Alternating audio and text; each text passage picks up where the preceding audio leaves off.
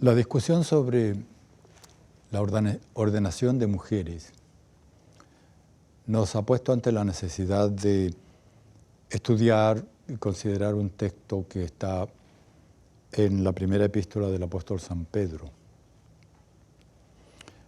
Se ha utilizado mucho este texto y quiero comenzar leyéndolo. Dice en primera epístola de Pedro, capítulo 2, versículo 9, «Mas vosotros sois linaje escogido, real sacerdocio, nación santa, pueblo adquirido por Dios, para que anunciéis las virtudes de aquel que os llamó de las tinieblas a su luz admirable».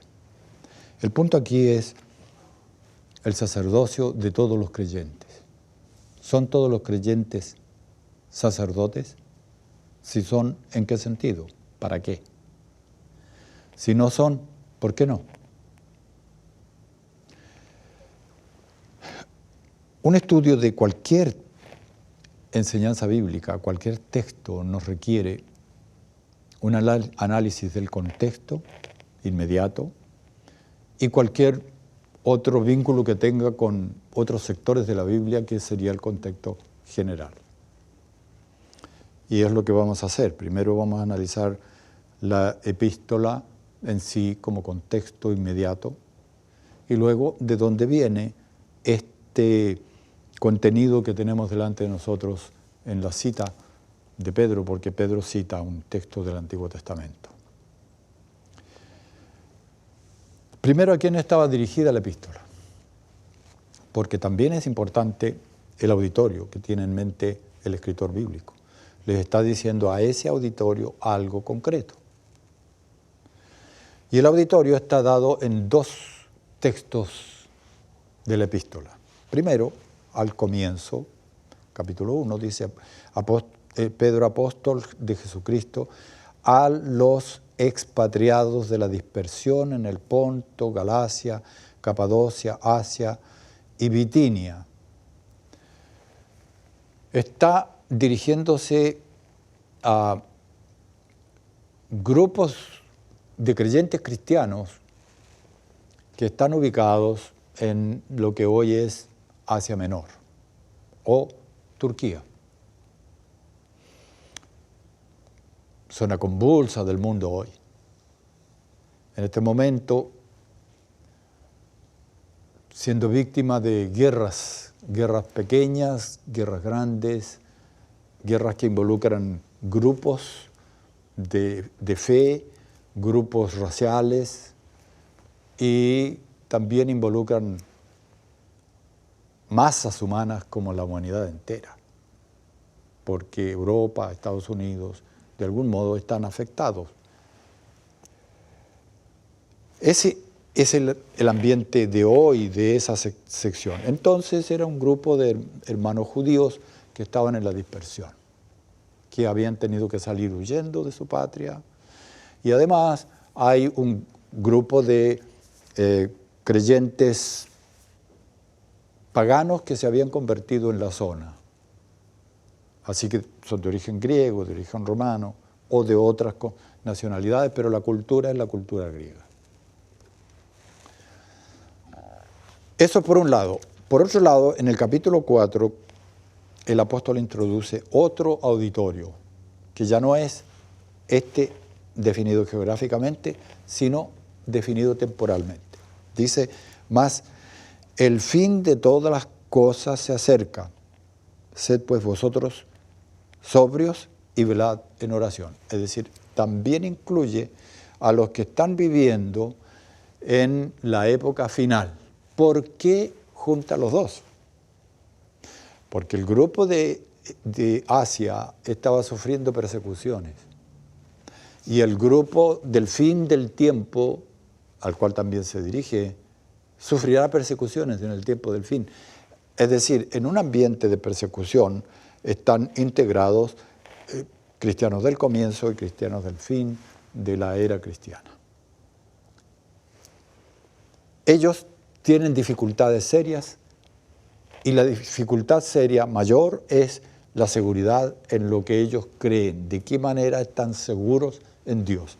Entonces, obvio que tengamos que preguntar cuál es el tema que desarrolla el apóstol para dirigirse a esta clase de cristianos, los del comienzo, perseguidos, los del fin, perseguidos.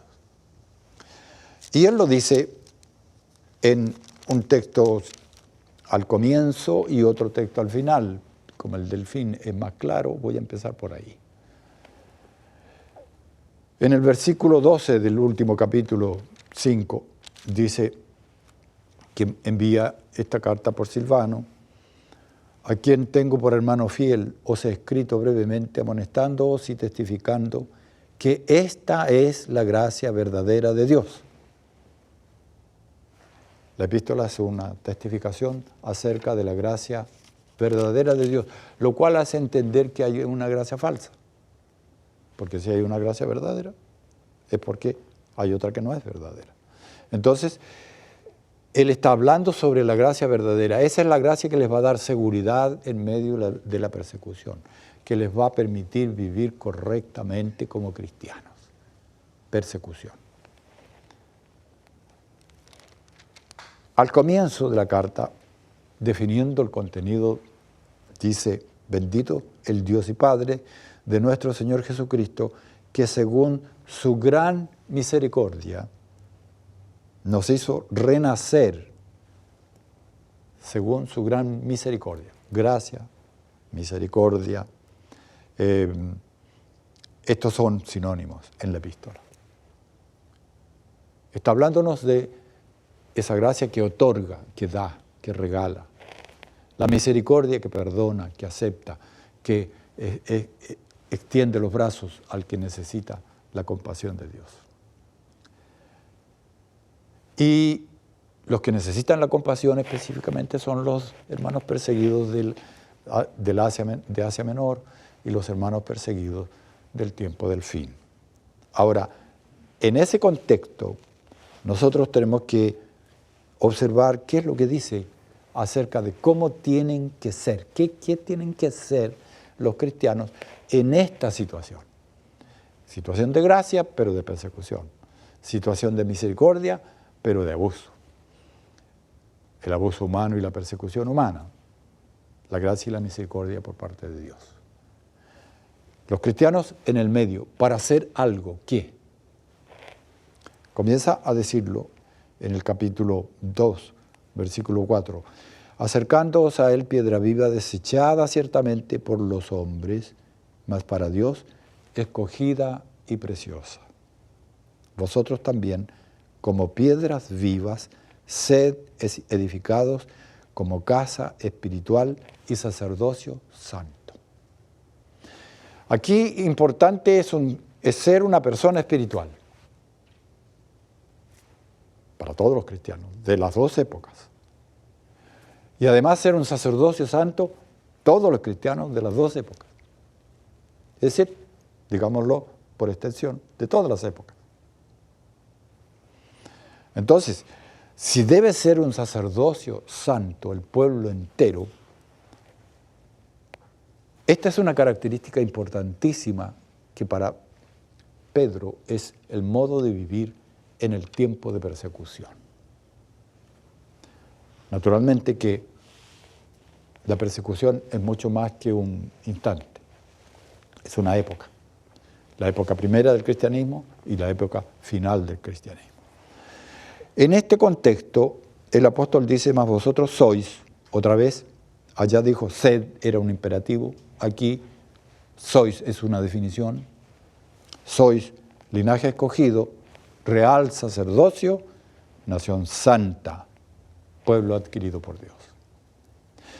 Ustedes pueden inmediatamente ver que Pedro no está hablando en sentido alguno sobre ordenación de nadie. Está hablando sobre un estilo de vida, un modo de ser. Un modo de ser de todos los cristianos. De la época de Pedro y de la época de la segunda venida de Cristo. Este modo de ser sacerdocio, un sacerdote, cada creyente un sacerdote. ¿Para qué? Lo dice él mismo, no necesitamos inventar nada. Esta es una lectura directa del contenido claro, evidente de la Escritura. Y dice aquí, para que anunciéis las virtudes de aquel que os llamó de las tinieblas a su luz admirable. Para que anunciéis acerca de Cristo, para que anunciéis la gran virtud de la misericordia de Dios, la gran virtud del perdón de Dios, la gran virtud de la gracia de Dios manifestada en Cristo Jesús para salvación de todos nosotros, la gran virtud del plan de salvación. Eso es, para eso son sacerdotes santos en todo el mundo. Todos los creyentes. Además, es un modo de vida, es un modo de ser del creyente. No es en absoluto ninguna referencia al sacerdocio. Y lo vamos a probar esto mirando un texto del Antiguo Testamento que es el que Pedro cita. Capítulo 19 de Éxodo dice al pueblo, toda la nación israelita, su pueblo, pueblo de Dios. Ahora, versículo 5, pues, si diereis oídos a mi voz y guardareis mi pacto, vosotros seréis mi especial tesoro sobre todos los pueblos, porque mía es toda la tierra, y vosotros me seréis un reino de sacerdotes y gente santa. ¿Delante de quiénes? Gente santa en el templo, sacerdotes en el templo, no, porque en el templo los sacerdotes eran Leví y sus hijos varones, nada más. Bien recordamos que cuando Coré, Datán y Abirán quisieron expandir el sacerdocio para otros que no fueran los que Dios había dicho que serían, entonces se produjo una crisis muy seria y Dios rechazó la posición de Coré, Datán y Abirán y los castigó. Por lo tanto, aquí en este texto, refiriéndose al pueblo de Israel, no está diciendo que todos los miembros de la nación israelita podían ser sacerdotes o podían estar dedicados al culto o ser dirigentes espirituales de la nación. Lo que dice es que son sacerdotes para trabajar con todo el mundo, con todas las naciones. ¿Para qué? Para que las naciones sepan cómo trata Dios con su pueblo y le muestren por la vida y por la palabra lo que significa estar asociados con Dios. Lo mismo que el apóstol nos dice en su epístola al final. Ahora bien, nada sobre la ordenación, ¿verdad? ¿Cómo podemos aplicar esto a la ordenación cuando el texto bíblico y su contexto del Antiguo Testamento no tienen vínculo alguno con la ordenación?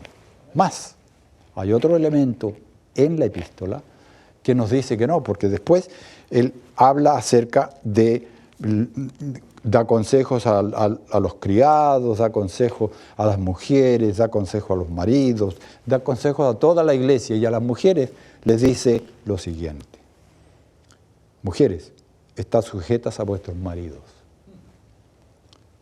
para que también los que no creen a la palabra sean ganados sin palabra por la conducta de sus esposas, considerando vuestra conducta casta y respetuosa. Y después viene acerca de su modo de vestir y todo su estilo de vida, pero está clarísimo, aquí no hay ordenación de mujeres en el texto. No tengo que inventar nada. No tengo que reestructurar el contenido del texto. No tengo que reanalizar las palabras. No tengo que introducir nada de mi propio pensamiento en estas palabras del apóstol. Él las dice todas con claridad meridiana. Ahora bien, ¿quieren algo más? Supremamente contundente. En el capítulo 5 nos habla acerca de los ancianos y los pastores. Ocasión fantástica para que él explique que lo que dijo antes del sacerdocio de todos los creyentes incluye la ordenación de ellos en el pastorado. Y dice, ruego a los ancianos que están con vosotros, yo anciano también con ellos y testigo de los padecimientos de Cristo, que soy también participante de la gloria que está revelada.